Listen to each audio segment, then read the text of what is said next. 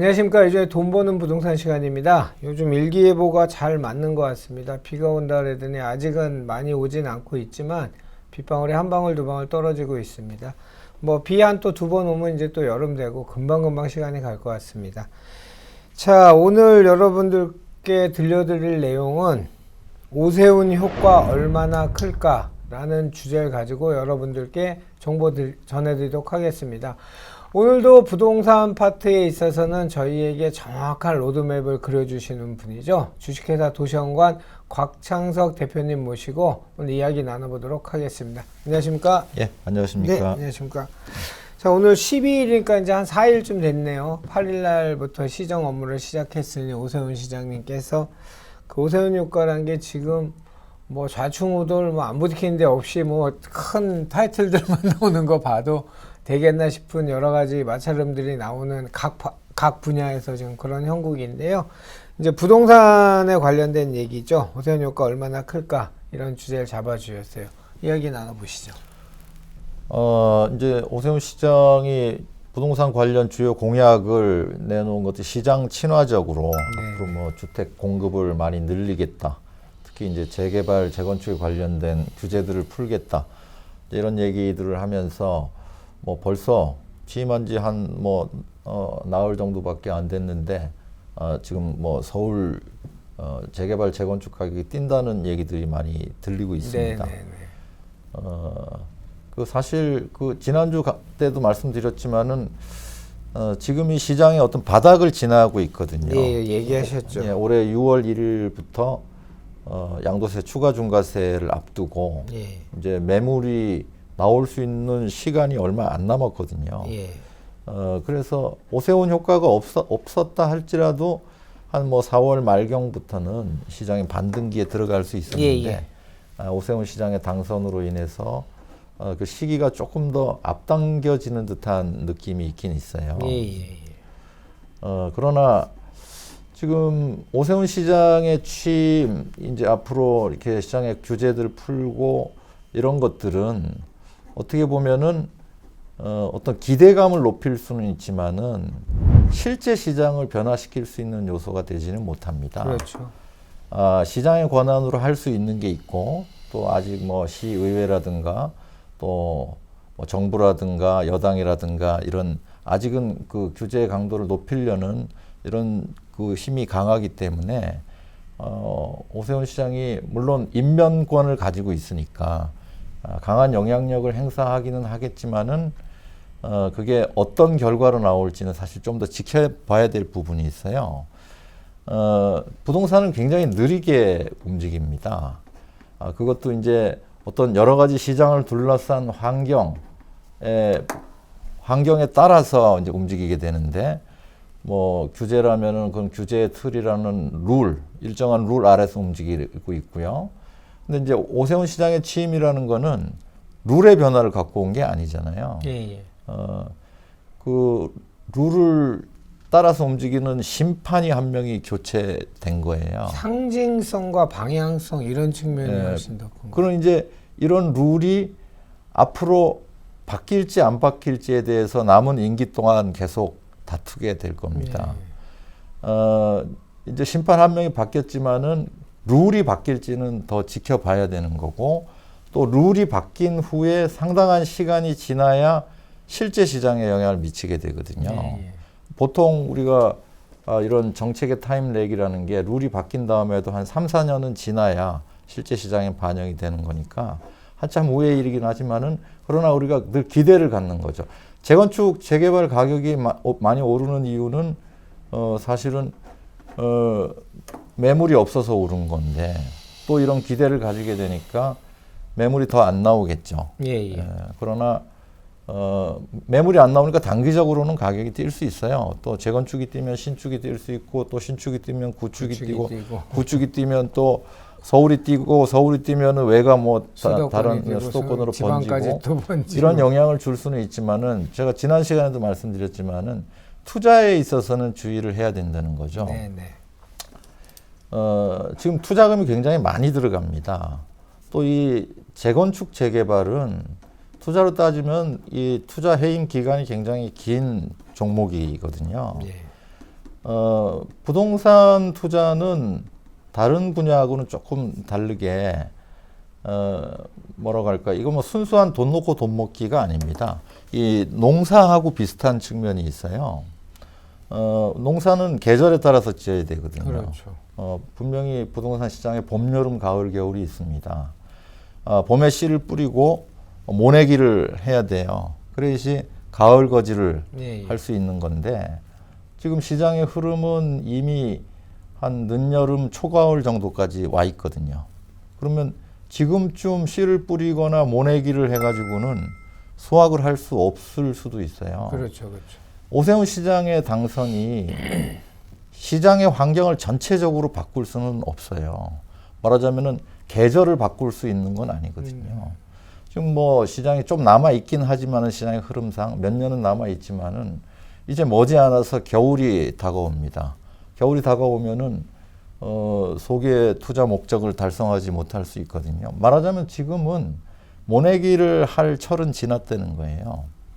뭐 상추라든가 고추라든가 이렇게 단기에 수확이 되는 이런 거는 할 수 있을지 몰라도 이런 투자 기간이 긴 투자 상품은 어쩌면은 뭐 가격은 올라서 기분이 좋을지는 모르지만은 재건축 재개발이라는 거는 사업이 추진돼서 실제로 지어져야 결과가 나오는 거고 예. 진행되다가 만약에 겨울을 맞아버리면은 가격이 더 많이 떨어집니다. 일반 아파트가 만약 가격이 한 15% 정도 침체기에 떨어진다면은 재개발 재건축은 30에서 50%씩 떨어질 수도 있어요. 재건축 한 30%, 재개발은 50% 떨어질 수도 있거든요.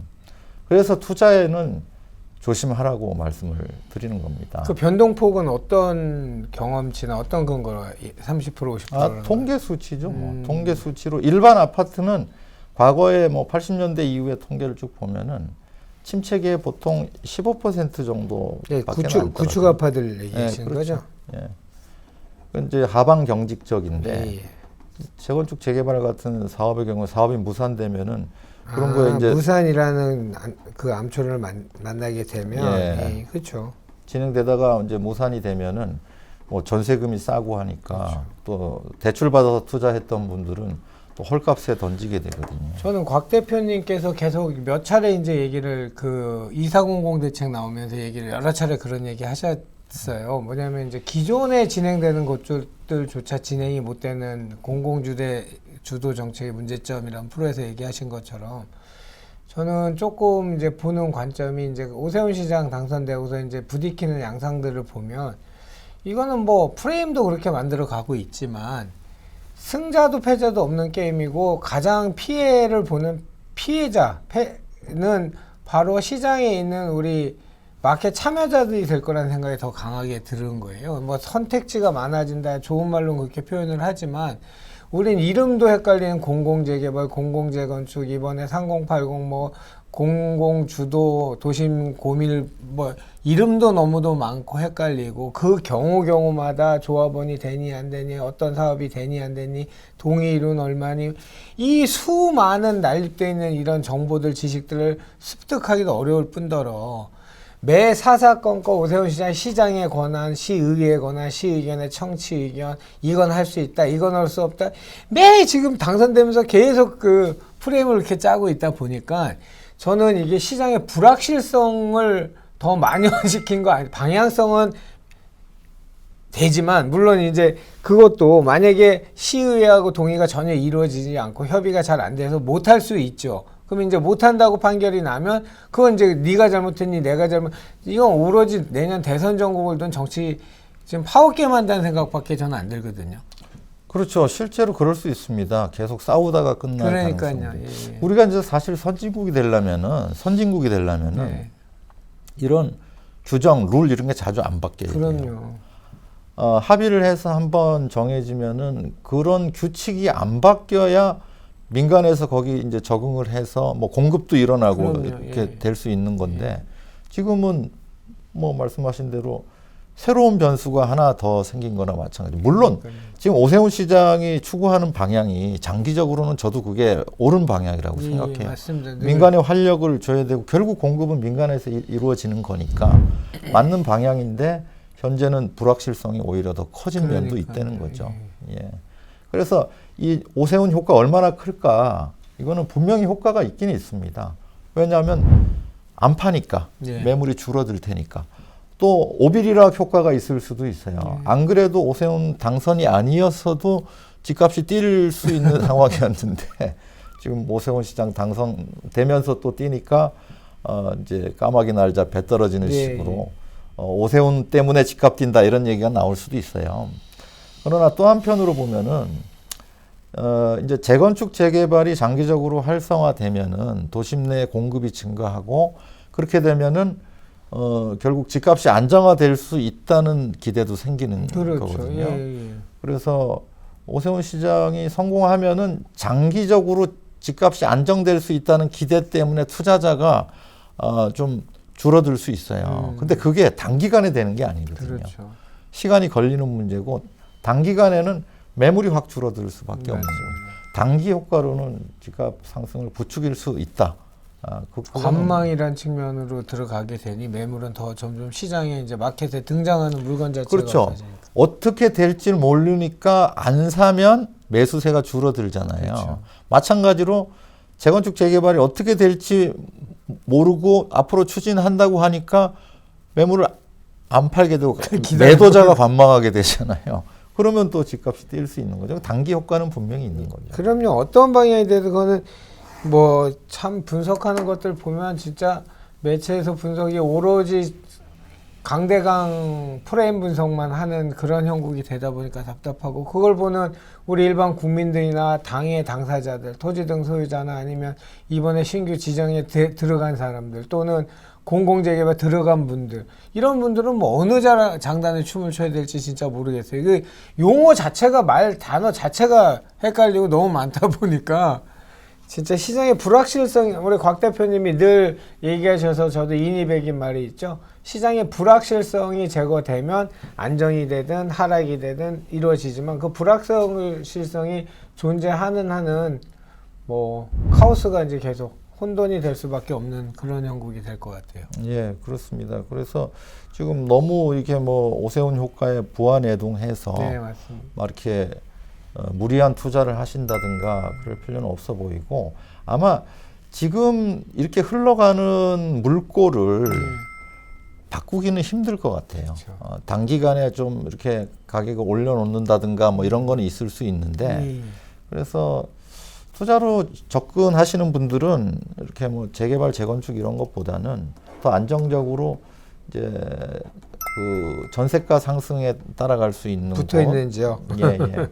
또 뭐 지금 사실 주택 투자가 불가능하지 않습니까? 예. 주택 이외의 상품 이런 쪽으로 관심을 가지셔야 되고 또 부동산에만 또 할 필요는 없는 것 같아요. 부동산 외의 재화도 눈을 좀 확대할 필요가 있지 않겠는가 하는 생각이 듭니다.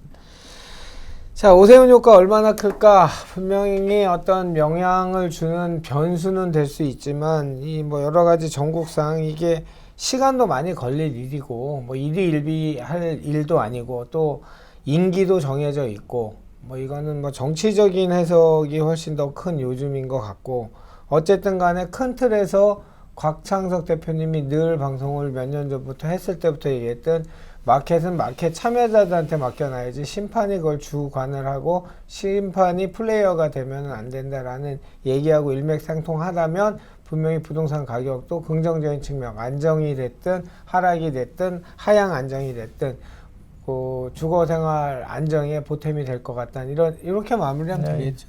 예. 자, 시청자 여러분 오늘 주제 오세훈 효과 얼마나 클까라는 주제로 이야기 나눠봤고요. 저희가 드린 말씀 말고 여러분이 느끼신 그 감정이 오세훈 시장을 바라본 여러분의 시각이 맞습니다. 맞는데 저희는 봤을 때 이제 곽창석 대표님을 모시고 저희가 방송을 쭉 하다가 이제 여러 가지 얘기했던 것들이 중복된 얘기들이 많다 보니 저희가 첨언을 하고자 이런 얘기를 드리는 거고요. 오세훈 효과를 바라보는 느낌은 여러분들에게 다 맞을 것 같습니다. 그렇게 생각하시면 될 것 같고요. 하여튼 언제나 저희 이진의 돈 버는 부동산 같이 해주시고 좋은 정보 많이 얻어 가시기 바라겠습니다. 좋아요, 구독, 힘 안 들고 돈 안 드시니까 좀 많이 널리 알려주시고요.